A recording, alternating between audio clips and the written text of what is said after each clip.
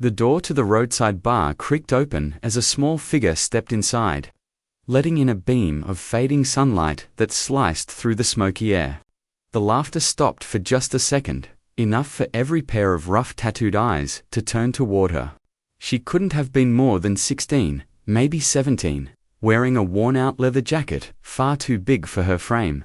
Her sneakers were muddy, her jeans torn, and her hair tied back in a messy ponytail. She hesitated, clutching the edges of her jacket-like armor, as the eyes around her filled with confusion, curiosity, and soon laughter. It wasn't cruel at first, more the kind of disbelief that ripples through a crowd when something seems out of place. But then the laughter deepened, a few hoots echoing across the room. The Iron Wolves, one of the most feared biker clubs in the county, had never seen anyone like her walk in alone. A teenage girl standing among grizzled men who rode steel monsters and lived by rules older than she was. The biggest of them, Tank, leaned back and barked a laugh. "What's this? A lost Girl Scout?" The room erupted again, bottles clinking, boots stomping, but the girl didn't move. She stood there breathing slow until the noise started to die down, and that's when they noticed the patch on the back of her jacket. Before we go further, if you believe in kindness, second chances, and the power of silent courage, please take a moment to like, comment, share, and subscribe to our channel, Kindsoul Stories. Your support helps us spread stories that remind the world there's still good left in it. The patch wasn't ordinary. It was old, its colors faded, but the words were clear. Iron Wolves, founding member. A hush fell over the room. The men who had just been laughing suddenly straightened up, glancing at each other in disbelief. That patch wasn't something anyone could just buy.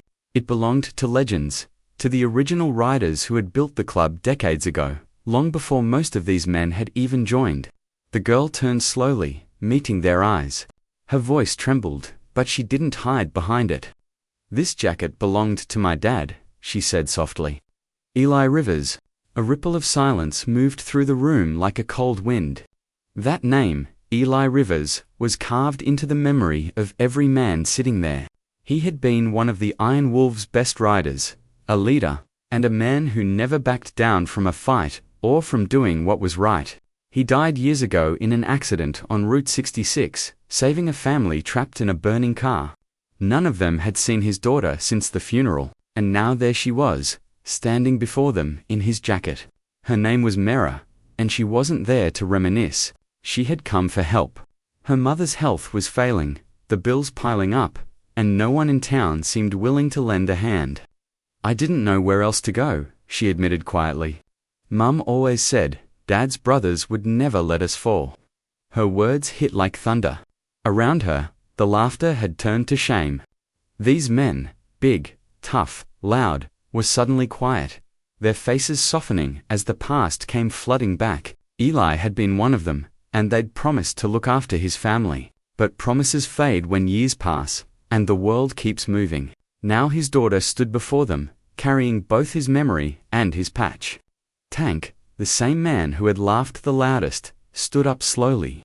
His voice cracked when he spoke. "Kid, you shouldn't have had to come here alone." He took off his cap, rubbing his hands over his face. Around the room, the bikers exchanged glances, silent nods that meant something unspoken had been decided. That night, Mira rode home in a convoy of engines and thunder. The Iron Wolves had rallied like the old days, their headlights carving through the dark roads. They didn't just help her fix her home, they rebuilt it. The next morning, neighbors watched in awe as a dozen bikers painted walls, repaired fences, and carried groceries. For the first time in years, Mira's mother smiled. But it wasn't just about repairs. Something inside the club had changed. Mira became a quiet symbol of what they'd lost, and what they'd found again. The old loyalty that had been buried under years of pride came roaring back. They started charity rides, delivering food to struggling families, raising funds for veterans, and visiting kids in hospitals. Always wearing their patches proudly, always remembering why they began. And at every ride, right at the front, was Mira riding her father's old bike.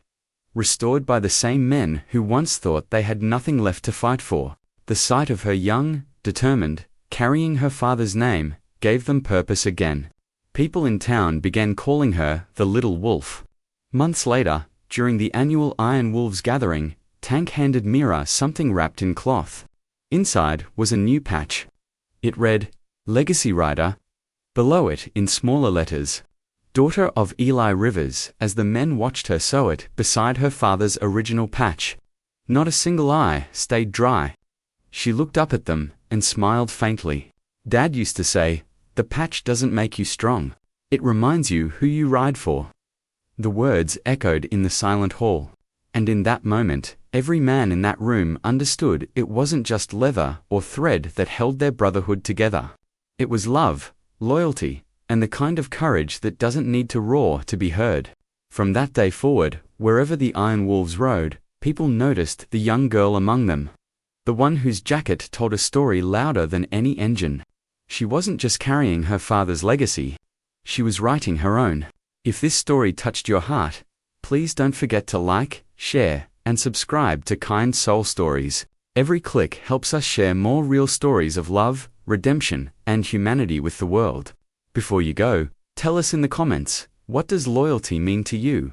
Have you ever met someone whose quiet strength inspired you? And as the engines of the Iron Wolves thundered down the open highway, the wind caught Myra's jacket, the twin patches glinting in the sun. A reminder that kindness, like legacy, never truly fades.